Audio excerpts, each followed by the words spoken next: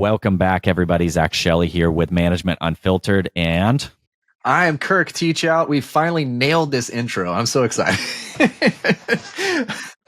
Okay, right. So today we are going through another when and why in our series, because I've been getting this question a lot of when and why do we hire another hygienist or a hygienist in general? Because I have some clients that are doing their hygiene still, that may be in, and I'm just like, oh gosh, like that's so terrible. Like, we've got to get you out to produce, right? So that way your hygienist can produce. But when and why should we hire a hygienist? When is that going to happen? What are the numbers? What are the KPIs around that? And then how do we set them up for success? So today, that's what we're going to be talking about. Zach, what are your first thoughts of when and why we should hire a hygienist? I think we always add hygienists too late. I think we are always behind the ball when it comes to hygiene. Okay, let me just say this period. We're behind the ball always. When it comes to associates, when it comes to hygienists, when it comes to build outs, when it comes to all of that, we're always like literally 6 to 12 months behind of when we should have actually been doing this. Because what I always hear is, I've been looking for a hygienist for 6 months and I can't find one. And then they finally find one, 8 months later. I'm like, but if you were looking 6 months ago when you didn't actually need one or didn't think you needed one, you'd now be only in a 2-month deficit of truly needing that hygienist and wanting to build it out. So, one of those things is, we were talking right before we recorded, you threw out a metric, which was like 1,000 active patients per 4 days work per hygienist, right? And that's a great metric to look at, is looking at your active patient load. And then also just look at your office. Like, one of the biggest things is, like, sometimes I feel like we overanalyze things before we are willing to bring somebody in and do something. But quite honestly, how big of a hit are you going to have as a hygienist bringing them on board if they're not completely fully booked out right when you bring them on? Like, compared to an associate, it's quite honestly minimal. And the break-even point is not hard. No. Just breaking even. So let's talk about breaking even, right? Like, having them half full for the first 6 weeks and having a hygienist versus not having one at all. Like, I feel like that is such an easy decision for me to make. But if your schedule's booking out 6, 8, 12 weeks for new patients, like, they're going to go find another office. So you need to start looking at, like, do I want more new patients? Yes. Do I want to grow my hygiene? Yes. Okay. You're answering questions that you have a chair open that's sitting empty. Like, you're just losing money every single day.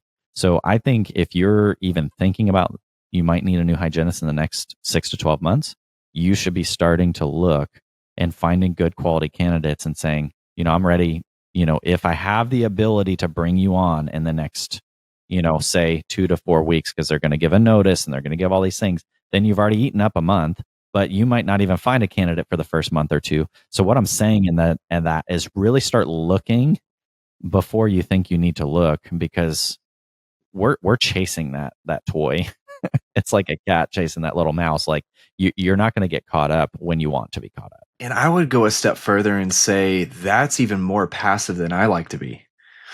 Because yes, we need to be more proactive, and we always wait until the last possible moment, because it's a risk, right? It's a fear, right? And really, the acronym for fear is false evidence appearing real, right? So, like, we fear that we're going to be wasting all this money and all this time, and, like, we're going to get somebody in and they're not going to be patients for them, and people don't want to, they're terrible at delegating. So, like, they don't know that they can just simply put patients over there.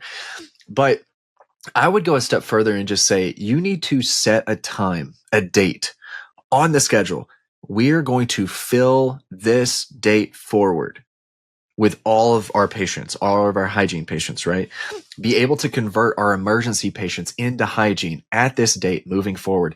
So that way you can really fill it up. I know, like I said, I have these clients that, will have only maybe 700 active patients, right? Not a ton, but, they have maybe 100 unscheduled hygiene.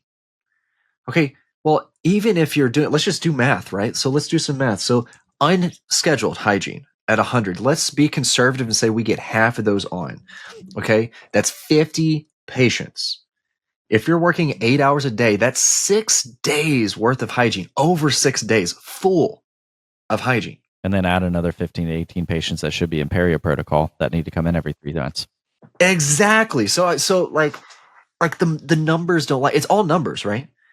So another great metric, so like we talked about a little bit, the 1,000 active patients per full-time hygienist working 4 days a week. Well, we only work 3.5 days a week. So really, if you have 700 to 800 active patients that's our full time, right? So we're still booked out and we can't get the patients in. So, with just 1,800 to 2,000 active patients. So like now we're trying to figure out another way to be creative and get more hygiene in without the rooms. So now, another great metric is, oh, well, everybody's asking for so much money. Like all these new hygienists are coming out and asking for $60 an hour or $70 an hour, and they don't even know what they're doing yet. I get that all the time, right? I got a call the other day. It's like, okay, we had this new hygiene position. We're replacing somebody, but we were paying them $40 an hour. Now we're paying, like, this person's asking for $50 an hour. So like, okay. So once again, let's do some math. Okay. $50 an hour. Okay. Let's just say they're working 8 hours a week. They're seeing, or 8 hours a day. They're seeing a patient on the hour. Okay. Then all they have to do is produce 3.333 an hour, times that $50 an hour. So that's $166 roughly an hour that they need to produce in order for that salary or that hourly to make sense. At 8 hours a day, they need to produce only $1,300. My minimum is $1,500. So you can easily justify that $50 an hour. Easily. As long as you have the systems in place to make sure that happens. It comes down to math. I think a lot of people have that fear, right? I'm just like, man, they're just not going to be able to produce enough to make it make sense. Hygiene doesn't have to be a loss leader. If you're doing the bare minimum, honestly, you're still not losing money. So like, I don't understand the thinking behind it, of that it has to be a loss leader to get people into treatment. It's like, no, like, our hygienists produce, and they're not like super producers either. Yeah. So the biggest mark, and I think you're laying it out there, and then I'm just going to say it directly. Docs, you don't know your numbers in your practice. Yeah. You're ignorant to your numbers. You don't understand what it takes to produce to pay a certain employee XYZ. You don't know what your office looks like full, because you don't know your capacity. I could probably ask 10 doctors right now, hey, dude, what's your capacity in your office per day and per month? I'd be like, I have no idea. And that's fine, but you don't know how many patients you can see. You don't know the ability of your hygienist. You don't know what $1,500 in production looks like a day. But then they say, I want $50 an hour. It's like, well, what would that take? And then you tell them like 1,500 to 1,800. I have hygienists doing 2,200 to 2,300 a day. Not every single one of them, but I can tell you every single one of them is over 1,200 a day on any given day. And so it's like, okay, like, and they're like, well, then they spin it into the insurance is the devil, which, we can agree to disagree on that. But like, we've pinpointed a lot of these things, but there's so many things that we can do to make insurance not, and we can make it to where insurance doesn't have to suck so bad, and understand it and educate our patients well and get treatment plan acceptance on what needs to be accepted and what's important. So it really goes back into our last episodes of empowering your hygienist to be able to produce. So they can produce, but you got to unlock that potential. But you also got to know the numbers in your practice. Like, a lot of your docs are like, I mentioned this at a conference. I was like, you expect top tier performance, but you treat people like garbage. And that's where we're going to go into the don't be a turd episode. Because I really think it's important to understand, what your practice potential is. Because we get these mental breaks where we literally cannot get past it. Our brain literally breaks when somebody says $50 an hour, $45 an hour. And it's like, okay, is it possible? That's the first question we should be asking. Is it possible to pay this hygienist that dollar amount and be profitable? And then what is your profit margin? What do you want? What is profitability to you? What is that percentage that's important to you? We need to know our numbers, and we'll have a completely other episode on just KPIs in general, right? And we could even have Valo on and talk about KPIs that he runs, and he's a crazy man with KPIs. So but having the ability to have everybody work at the height of their license. This is a repeated phrase all the time, right? So if you are a doctor and you're doing hygiene, you're not working at the height of your license. If you think you are, let's re-educate you quickly. That prophy is not like at the height of your license. That prophy can be done by somebody else. So like if you're looking at a list of things that you're doing every day, if somebody else can do it because it's not required by your license, then you need to learn how to delegate and automate. And we'll go through that. But let's stick on this topic of hygiene, right? So now we've gone through when, okay, a little bit of why, but I want to touch on this point because some people are like, oh yeah, but I just don't know if I have enough patience. Like, okay, cool. So here's a strategy that we use anytime we're trying to get a new hygienist schedule full, right? Not only will you put a bunch of new patients on that schedule, right? We picked a date. We're filling the schedule. We're converting emergencies to hygiene. And if they're cash pay, you can have a membership plan to convert them. It's really simple that way. And we can go through that as well in another episode. But the other way that you can do that is by looking at unscheduled hygiene.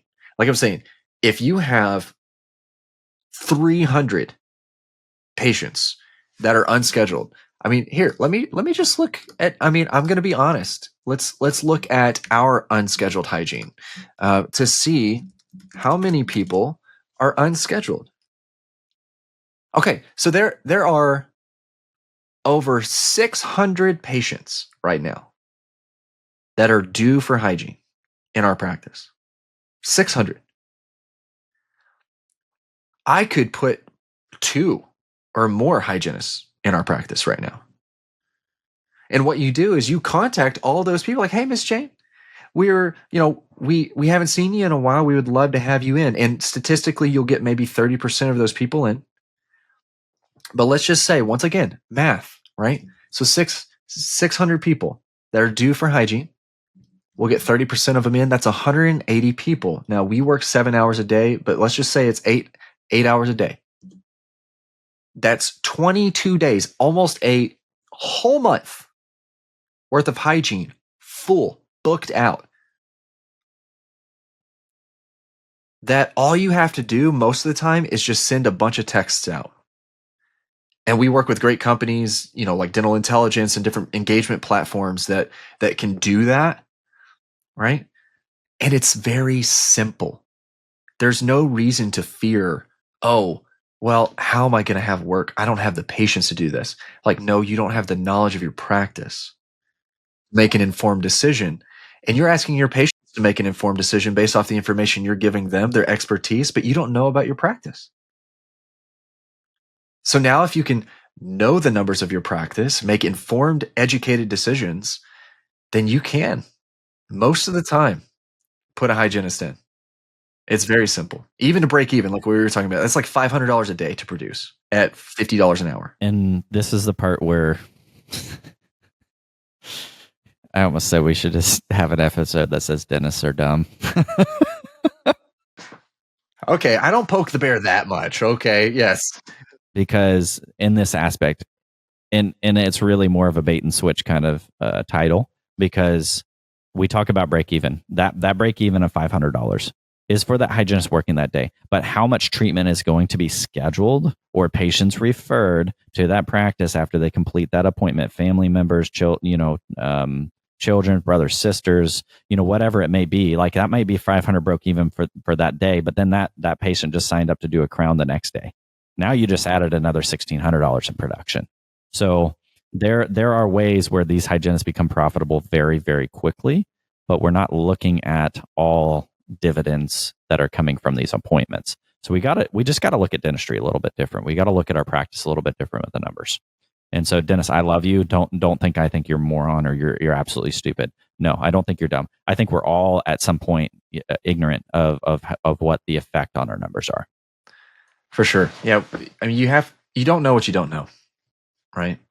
And so educating yourself, and like with this podcast, with other podcasts, well, which you should only be listening to this podcast. But reading books, doing different things to educate yourself on what is the new thing to do and what are these metrics, right? So I think that's a perfect way to segue into, a soon to be released episode of KPIs and like, what do we need to look for in our practice, right? But Zach, I tend to be the one that ends all these episodes, but still, this has been another great episode of Management Unfiltered. Make sure to hit up the YouTubes, hit me on Instagram at Kirk Teachout, follow me, make sure to get in Zach's group. Like, comment, subscribe, Dental Office Manager Leadership Network on Facebook. Great group, not just for dentists or for OMs, but also for dentists and other team members. Great conversations in there, but drop some comments. Tell us what you love, what you hate. We can take it. And then drop a comment about Kirk's muscles. And until next time, guys, we will see you on the next episode. This was Management Unfiltered. Until next time. Come on, give me some.